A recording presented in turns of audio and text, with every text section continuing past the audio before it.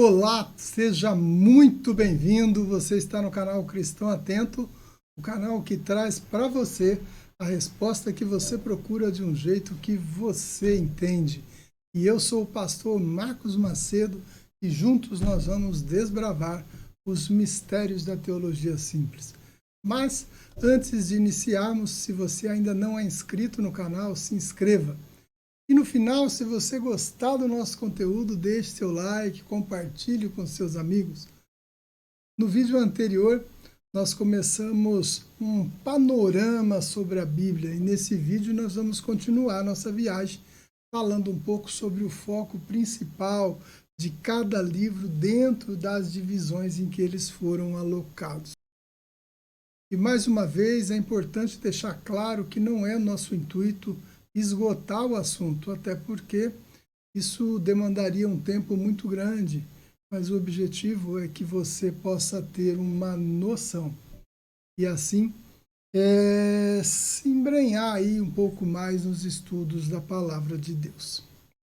Bom, dando continuidade ao assunto do vídeo anterior, nós vamos partir das divisões da Bíblia, que nós já falamos um pouco sobre ela, e vamos nos estender aí até o foco principal de cada livro.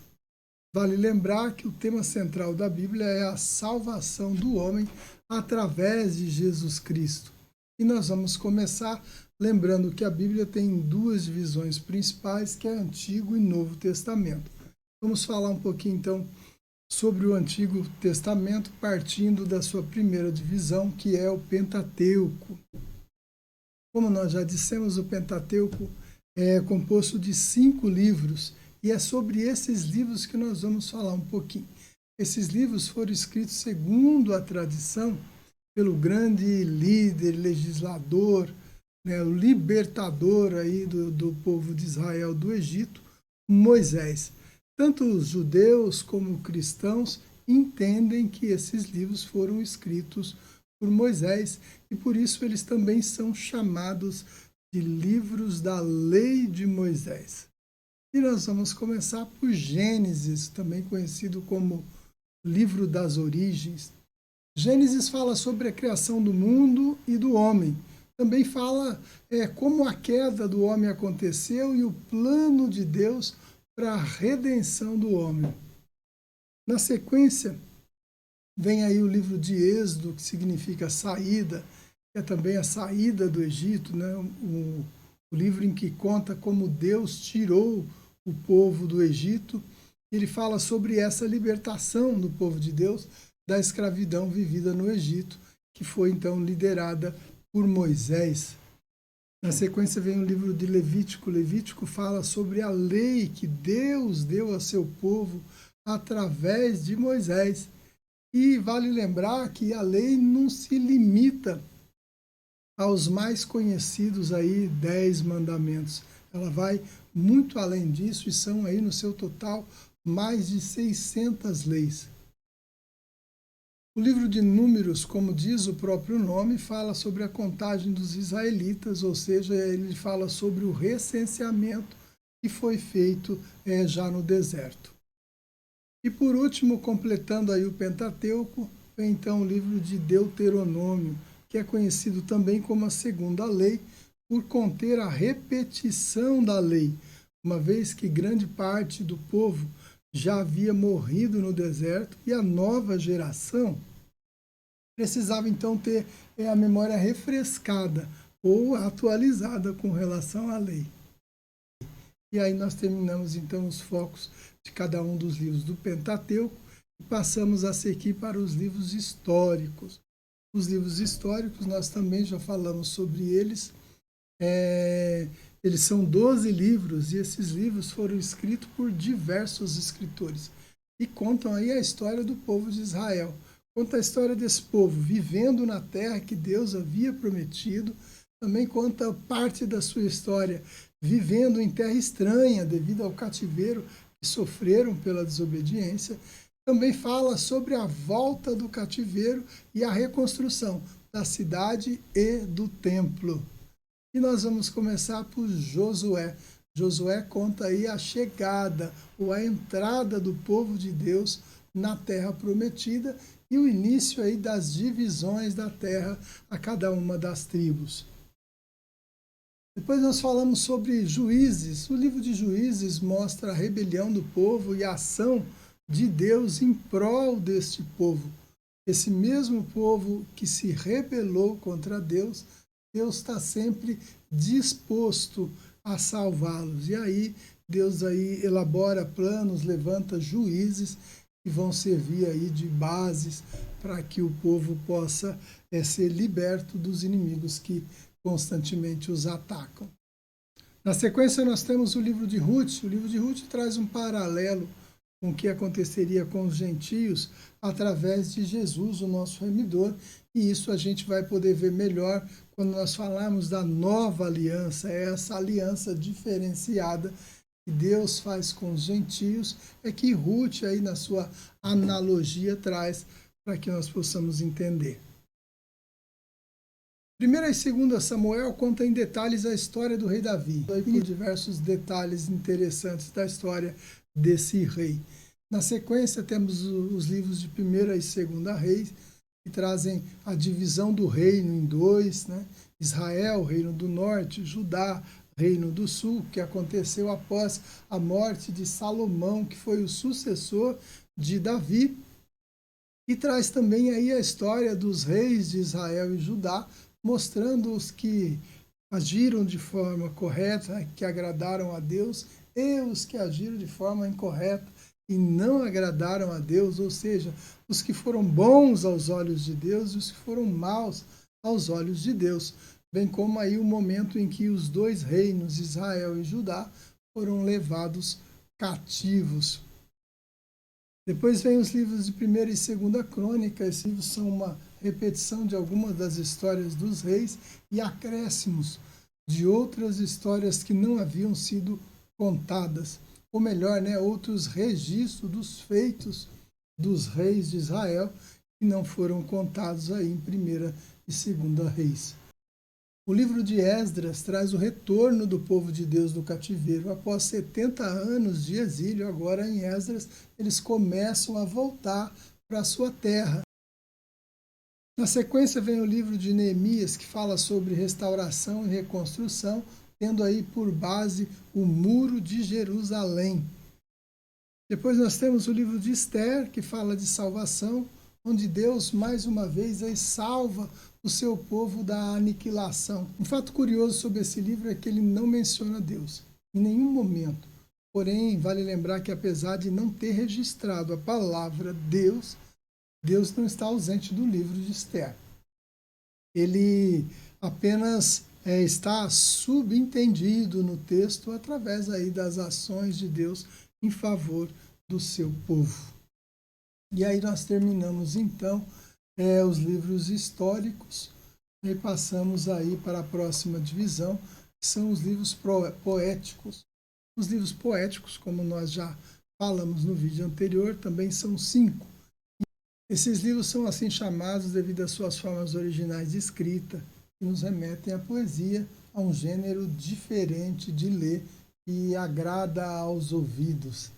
E dentro desse grupo nós temos Jó, que traz a história de um homem aí, provado por Deus e mostra a sua paciência e a sua fé nesse Deus que ele adorava. E o livro de Salmos, que são louvores entoados a Deus, tem aí como a sua maioria escrito pelo salmista, o rei Davi, mas tendo outros autores, outros salmos incluídos aí na sua coleção. O livro de Provérbios nos traz ensinamento e sabedoria e também foram, na sua maioria, escritos pelo rei Salomão. E o livro de Eclesiastes, que mostra a vaidade das coisas terrenas, também na visão do rei Salomão.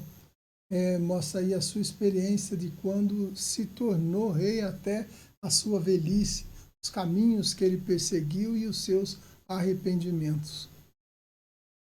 Também o livro de Cantares, fechando aí essa coleção de livros poéticos, traz aí um paralelo do amor de Deus, ou melhor, o amor de Cristo pela igreja, mostrado aí de forma bem peculiar, de forma poética, a história de um homem e uma mulher, com detalhes bastante interessantes que vale a pena ler.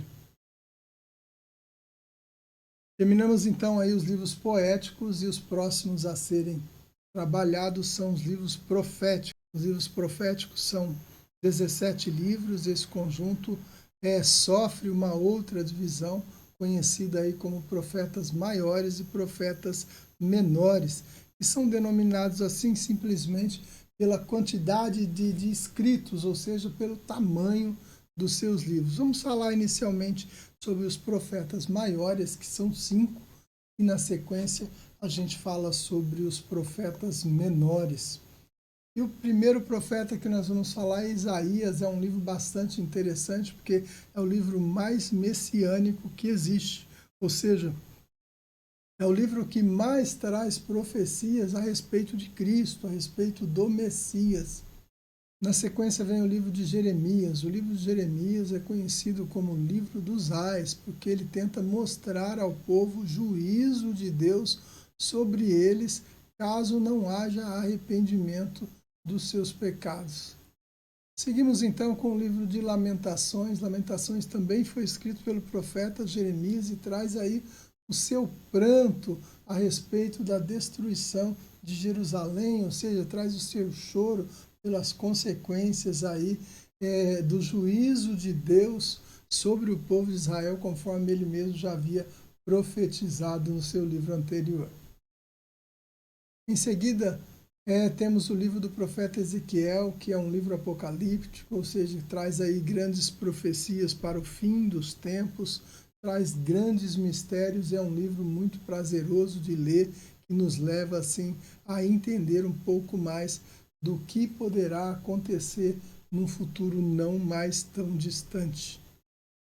O livro do profeta Daniel é um livro com grande contexto escatológico. É importante na compreensão das profecias bíblicas e o livro por si só traz aí grandes esclarecimentos de visões, de sonhos, de profecias que Deus deixou aí para o seu povo, para que ele pudesse entender o que iria acontecer, ou melhor ainda, o que vai acontecer. Vamos falar sobre os profetas menores. Os profetas menores constituem de 12 profetas. Eles são conhecidos assim pelo pouco conteúdo que tem os seus livros, mas isso não tira deles a importância que eles trazem para a compreensão da palavra de Deus no total. Começamos pelo livro de Oséias, porque o livro de Oséias, o profeta Oséias, o foco dele é chamar o povo ao arrependimento. E na sequência vem Joel. Joel fala aí sobre o juízo de Deus. Depois nós vamos ter Amós, e Amós fala então sobre a ira de Deus.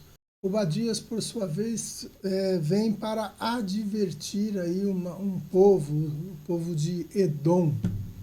Jonas faz um paralelo com a ressurreição de Cristo e o perdão pelo arrependimento, com aí o seu foco voltado para o arrependimento de Nínive. Miqueias fala dos pecados sociais dos dias em que ele vivia. Naum traz aí a ruína de Nínive, a mesma que se arrependeu lá com a pregação de Jonas. Abacuque, por sua vez, anuncia a opressão dos caldeus sobre o povo israelita. E Sofonias mostra um Deus amoroso e ao mesmo tempo severo, porém denuncia aí a idolatria do povo de Deus. Ageu fala sobre a reconstrução do templo.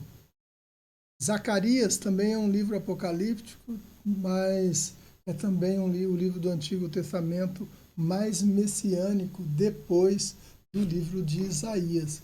E finalmente, fechando aí os profetas e os profetas menores, Malaquias é a ponte entre o Antigo e o Novo Testamento. E é esse livro que profetiza aí a respeito de João Batista. Bom, tendo falado aí sobre o Antigo Testamento, agora nós vamos falar sobre o Novo Testamento. O Novo Testamento, conforme nós já falamos, também sofre outras divisões, e a primeira delas é os Evangelhos. Os Evangelhos são os 4 primeiros livros aí do Novo Testamento. e eles trazem a biografia de Jesus Cristo segundo a percepção de cada observador. Ou seja, Mateus, Marcos, Lucas, João, cada um observou a vida de Jesus, observou aí conforme Jesus viveu, caminhou com ele e registrou isso segundo o seu próprio ponto de vista, segundo a sua própria percepção. Embora o contexto seja o mesmo, nós podemos ver aí detalhes diferentes em cada um deles, porque chamou a atenção mais desse do que daqueles. E todos trazem aí, juntos com a biografia, as boas novas do reino de Deus, que era o foco principal da pregação de Cristo. Porém, os três primeiros têm uma característica, são conhecidos como evangelhos sinóticos, porque tratam da biografia de Jesus num contexto bem humano. Mostra aí a caminhada de Jesus, por onde ele passou, com quem ele se relacionou. Então traz assim de uma forma bem humana a biografia de Jesus. Já João trata da biografia de Jesus também, porém ele toca num contexto mais espiritual e não tão humano quanto os outros três evangelhos, embora todos eles falam sobre os milagres de Jesus e deixa aí bem claro qual era o objetivo dele estando aqui na Terra. Vamos começar com o livro de Mateus. Mateus, na sua narrativa, apresenta Jesus como o rei e o seu foco principal é o povo judeu. Marcos, por sua vez, descreve Jesus como servo, e sua narrativa foi focada no povo romano. Lucas, no entanto, vem apresentar Jesus como homem perfeito, e a sua narrativa teve como foco aí o grego e os demais povos, que nós poderíamos chamar aí de gentios. Então chegamos no Evangelho de João, que mostra Jesus como Filho de Deus. Tendo sido o último evangelho aí a ser escrito, o alvo principal de João não era um povo específico, mas sim todos os povos, judeus, romanos, gregos e até mesmo aí todas as nações da época aí, que pudessem crer que Jesus era o Messias. Também fala-se desse livro que foi escrito exclusivamente aí para a igreja. Na verdade, não deixa de ser uma realidade, porque embora focado em todos os povos, judeus, romanos, gregos e outras nações, ele focava neste povo, em pessoas deste povo, que, por sua vez, crescem em Jesus Cristo. E assim nós terminamos os evangelhos, passamos então para a próxima divisão do Novo Testamento, que são os livros históricos, que na verdade é apenas um livro, o livro de Atos. E o livro de Atos foi escrito aí pelo evangelista Lucas, foi endereçado a um gentio chamado Teófilo. Ele traz como pano de fundo aí as ações dos apóstolos após a ascensão de Cristo. O início desse livro mostra que Teófilo provavelmente também recebeu uma cópia do evangelho escrito por Lucas. A próxima divisão do Novo Testamento são as cartas, que são 21 cartas. As cartas também sofrem aí, por sua vez, subdivisões em cartas paulinas e cartas gerais. As cartas paulinas são chamadas assim por terem sido escritas pelo apóstolo Paulo, que escreveu aí a maioria dos livros do Novo Testamento. E as cartas gerais são a denominação dada aí a cartas escritas por outros autores.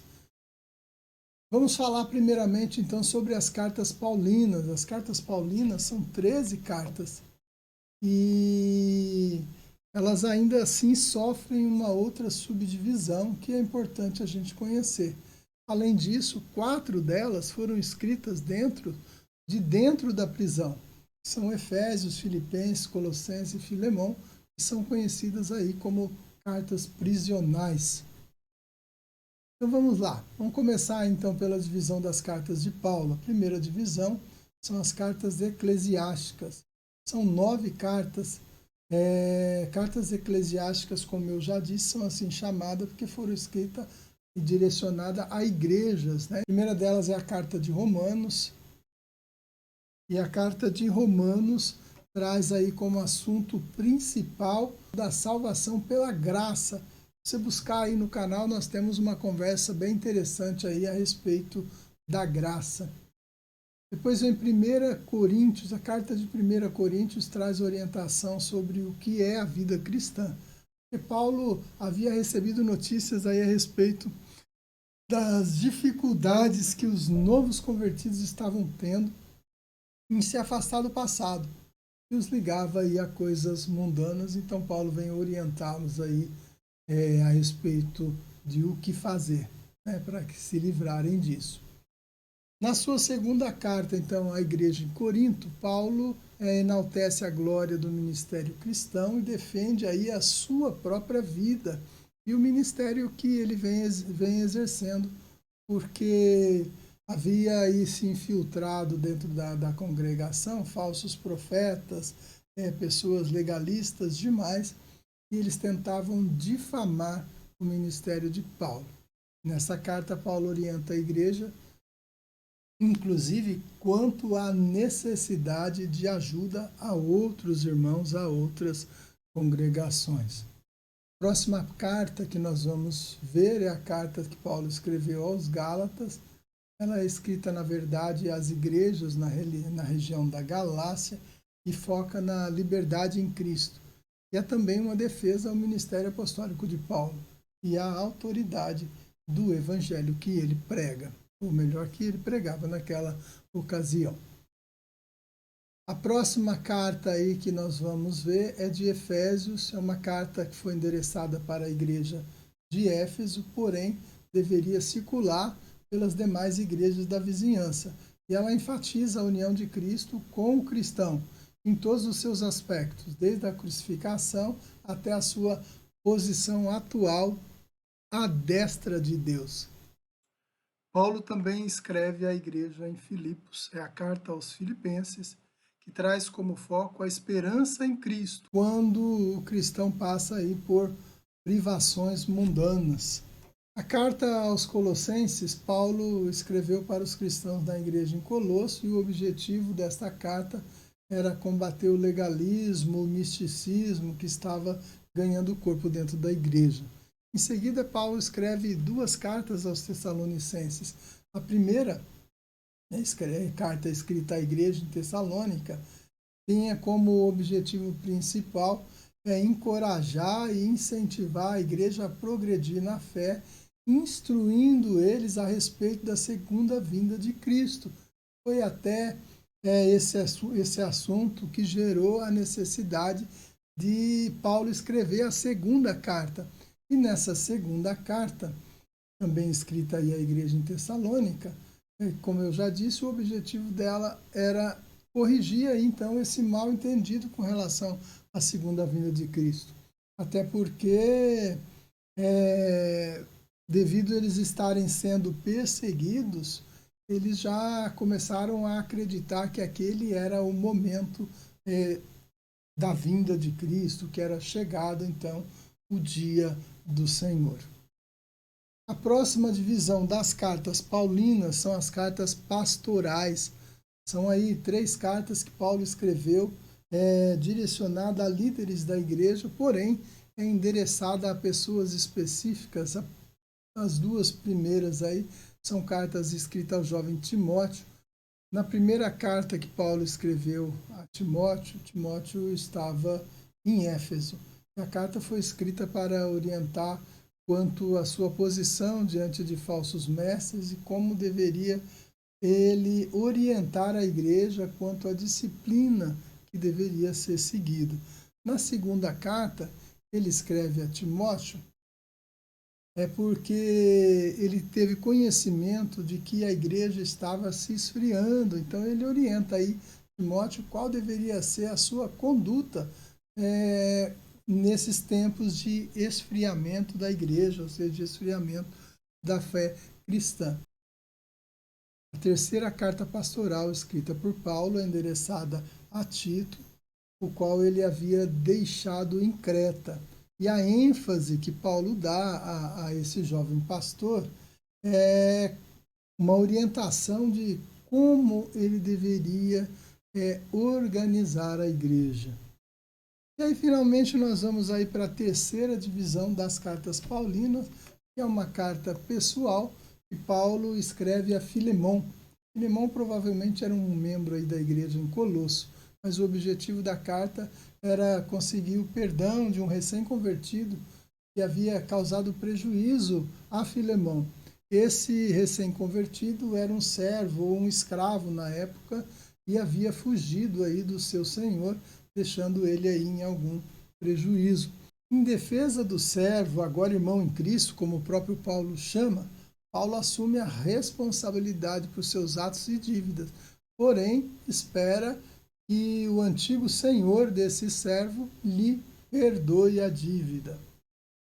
E assim nós terminamos a divisão das cartas paulinas, porém não a divisão das cartas, e agora nós partiremos para as cartas gerais.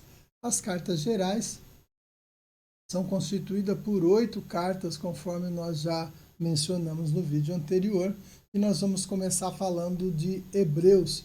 Hebreus é uma carta que foi escrita provavelmente para judeus convertidos ao cristianismo. Ela motiva o leitor aí a não abandonar a sua fé, mesmo em meio à perseguição. Não há uma certeza de quem foi o escritor dessa carta, quem foi usado por Deus para escrever essa carta, embora aí haja algumas linhas de pensamento que dizem que foi até mesmo o apóstolo Paulo, mas nada foi possível comprovar com relação a isso. A próxima carta é a carta escrita por Tiago. Tiago, aí, o irmão de Jesus. Tiago escreve para a igreja e o foco dele é legitimar a fé pelas obras, ou seja, porque sou salvo, então eu faço obras.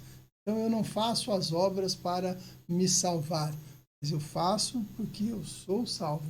É essa a ideia da carta de Tiago. Em seguida vem as 2 cartas de Pedro. A primeira carta, Pedro vem consolar a igreja que está sofrendo aí uma perseguição extrema e de forma externa, ou seja, de fora para dentro. E a segunda carta, por sua vez, ele vem advertir a igreja que o perigo agora está dentro da igreja e não mais fora. Depois nós temos aí as 3 cartas escritas pelo evangelista João. Primeira carta, João escreve com a finalidade de encorajar os cristãos a viverem segundo os padrões de Deus. Muito provavelmente a igreja estava perdendo essa sua característica. E a segunda, ele escreve para alertar os cristãos quanto aos falsos mestres que se infiltraram na igreja. E termina aí a sua terceira carta motivando-os a receberem bem os que chegarem aí de fora, né? Os que vinham de fora. João motivava aí essa igreja a recebê-los com amor e boa hospitalidade. Para terminar, nós temos a carta de Judas. Judas escreve para alertar a igreja sobre os falsos mestres infiltrados nela. E aí, para terminar o Novo Testamento, nós temos um livro profético, é o livro de Apocalipse, também conhecido como o livro das Revelações. Esse livro foi escrito pelo evangelista João, o mesmo João que escreveu aí o Evangelho de João e as 3 cartas. Ele escreve também esse livro de Apocalipse, que traz aí uma revelação sobre as coisas que iriam acontecer ou que vão acontecer nos finais dos tempos, aí esperado pela igreja, incluindo aí o arrebatamento da igreja, incluindo aí a grande tribulação. É um livro aí bastante escatológico que nós vamos ter a oportunidade de falar com mais detalhe um pouquinho a respeito dele. Eu espero que você esteja gostando do nosso conteúdo. E no próximo vídeo nós vamos falar um pouco aí sobre o período intertestamentário, também conhecido como período de silêncio de Deus, conhecido como período interbíblico. E vamos falar também sobre alguns livros apócrifos. Ficamos por aqui, mas antes de você ir embora, não se esqueça de compartilhar esse vídeo. E se esse conteúdo foi útil para você, deixa aí o seu like.